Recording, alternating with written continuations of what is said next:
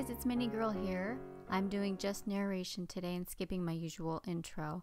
So I don't want you to think these are my man hands. This is actually a volunteer who so kindly helped me make this tutorial for the viewers who are interested in adding robes or hoods to their minis. And with his help, I was able to get this video out much sooner than if it was just me doing it, because I am working on a lot of tutorials right now. So for those of you who have already purchased this template, thank you so much for your patience. Those of you interested in purchasing it, he's now going to demonstrate how all the pieces go together. Make sure your mini doesn't have any of his armor on once you do this project. And now he is just rolling out the green stuff. Now we're going to make the front robe panel, also known as a loincloth, and there are a couple to choose from. Be sure to put Vaseline onto the template before you lay it down onto the green stuff. Just punch it out with the back of your hobby knife and scrape it up using a poly blade tool. And now the sculpting begins, and he's going to show you in detail, for those of you that are interested, in what type of shapes you can make on these little pieces before you apply them to your miniature. Now keep in mind, for those of you that are beginners or you don't feel confident doing any sculpting, you don't have to do this part, or you can just do bits and pieces. So just watch how he does it. It's actually very easy, especially if you have those silicone rubber sculpting tools that you can find at your craft store.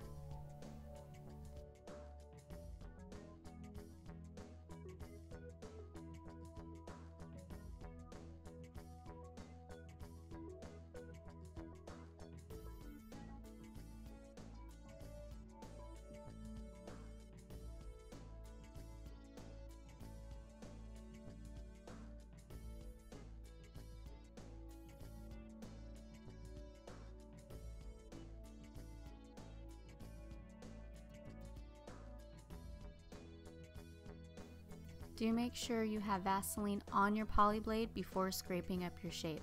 Put super glue onto the miniature of where you want that shape to go. Obviously we want it to go onto the front, and then just carefully place it on there using your sculpting tools or even your hobby knife as sort of a guide to get it on there real well. Now you might notice he already has a hood on.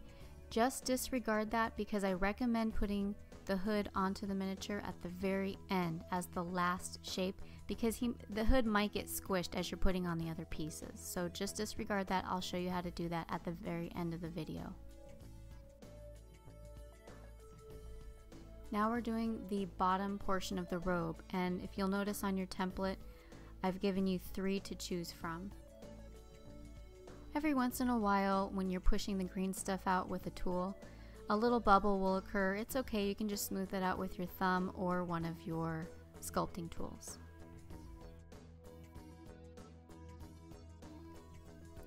And there you see him smoothing out some inconsistencies or flaws in the green stuff. It's not that big of a deal because he's going to be sculpting some shape into it anyway. Make sure to keep some Vaseline on your tools and on your fingers when you're working with the green stuff, so you don't get fingerprints into the epoxy. Otherwise, it will cure that way with fingerprints in it. You can try and paint over it, but you'll still see it, so just keep that in mind as you're working. Here's a hot tip. Before placing the shape onto your miniature, what you can do is make these shapes, let them cure flat onto the surface, and then make a mold using amazing putty and put the pieces into the mold, and then that way you can make several of them at one time and then place the green stuff pieces that you've made onto your miniature. I hope that makes sense. In other words, you can make a lot at a time by just sculpting one, letting it cure, and then make several after you've made a little mold. So it's just something to think about. Otherwise, if you enjoy the craft of making some of these for maybe your HQs or some other specific miniatures, you don't feel like you have to put robes and hoods or anything on all of your miniatures. You can select just a few if you want.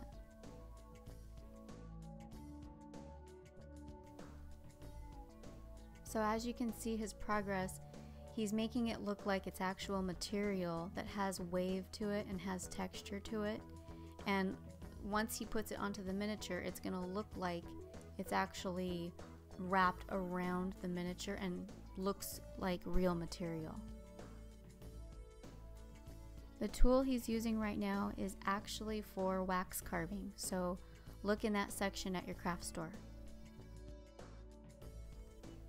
Now he's using a little bit of poster tack to angle the miniature, so when he puts the green stuff onto it, it's at the right angle so that he can see what he's doing when he wraps the bottom portion of the robe onto the miniature.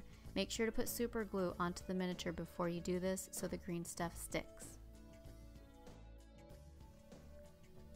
Now he's just securing the final details, and he's going to shape the robe in such a way so it looks like it has movement, almost like it's blowing in the wind. So like the other shapes, just roll out your green stuff, put the template onto it, punch it out, and then now you're scraping it up with the poly blade. You're going to do actually two shapes of these. This one is for the front, and the other one will be for the back. So now he's just going to sculpt some texture into it.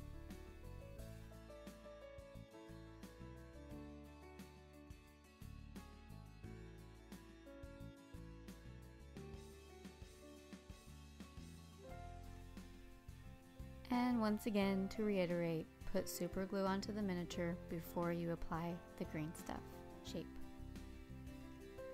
Use your tools to your advantage too, so notice how he's using the hobby knife and the poly blade to kind of help secure it and get the shape onto the miniature.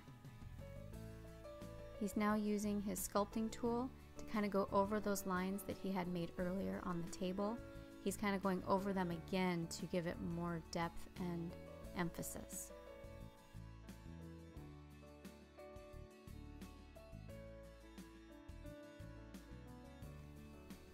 Now you're going to take the second shape, which looked just like the front, but you're going to actually cut it in half because it's easier to apply that way.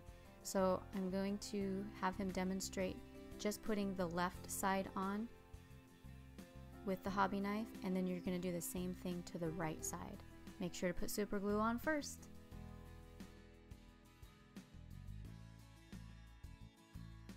And this is what it should be looking like about now.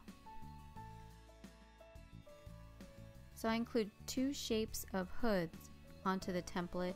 I'm going to have him demonstrate just one.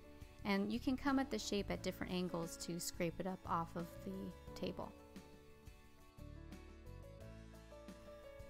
Some people have mentioned that they prefer to put their shape onto the miniature first and then do some shape sculpting.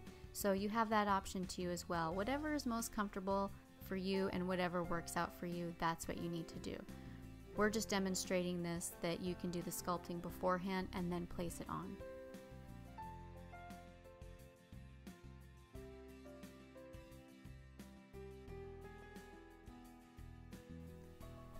As you can tell, he is a little bit of a perfectionist, but that's why I chose him to do this demonstration. So then put Vaseline on your poly blade, scrape it up, super glue onto your miniature's head, and then place the hood onto there. Being kind of delicate when you are using your sculpting tool so you don't lose the shape and all those lines and texture that you just gave your shape. And remember, try to put the hood on as the last piece. That way it doesn't get squished while you're working on the other pieces.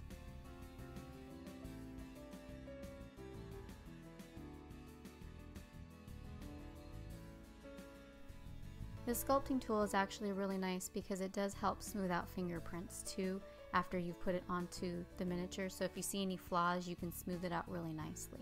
Now he put on the armor, and all that's left is now the rope. He's going to demonstrate two different types of rope that you can make.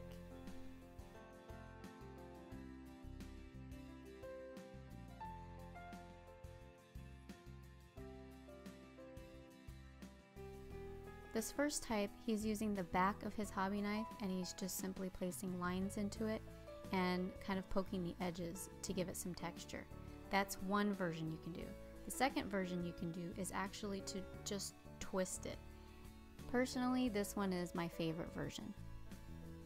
Just add super glue to the beginning of the rope where it's going to go, and then where the end of the rope is going to go. So that there's the beginning, and then he's just kind of shaving it down so that it can fit to the right length that he wants into the end location. Now just let your miniature cure for a good 2 hours, then rinse it with soap and water, and you're ready to paint.